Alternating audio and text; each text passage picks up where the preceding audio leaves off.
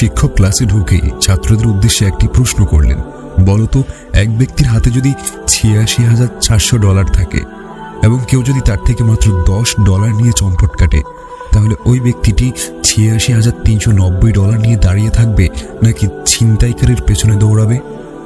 ছাত্ররা সমস্যরে জবাব দিল, অবশিষ্ট ডলারগুলো যেন কেউ না নিতে পারে সেদিকে খেয়াল রাখবে এবং অবশ্যই চোরের পেছনে দৌড়াবে না। শিক্ষক বললেন, বুদ্ধিমান লোকের এমনটি করা উচিত, কিন্তু অধিকাংশ মানুষই এর বিপরীতটাই করে থাকেন। ছাত্ররা বলল, কে এমনটি করে থাকেন, একটু বুঝিয়ে বলুন। শিক্ষক বললেন, আমরা সবাই এমনটি করে থাকি। দেখো, একদিন এক রাত্রে 24 ঘন্টায় মোট ৮৬,৪০০ সেকেন্ড হয়।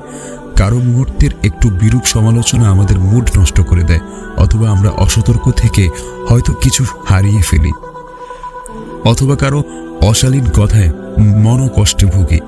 প্রতিশোধ নেয়ার চিন্তায় আমরা ঘন্টার পর ঘন্টা দুশ্চিন্তা ও হতাশায় কত মূল্যবান সময় নষ্ট করি। মাত্র 5টি সেকেন্ডের অঘটন নিয়ে আমরা ব্যস্ত হয়ে পড়ি, অথচ আমাদের জীবনের অবশিষ্ট সময়টা কোনো কল্যাণকর কাজে লাগিয়ে আমরা মহৎ কোনো উদ্দেশ্য সাধন করতে পারি।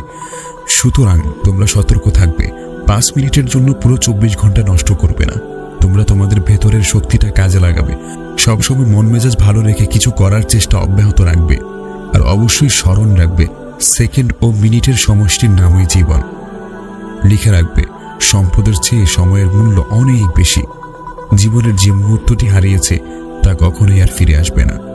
কবির কথায়, মানুষের হার্টবিট যেন অবিরাম বলে চলেছে, জীবন হলো সেকেন্ড ও মিনিটের সমন্বিত সমষ্টি।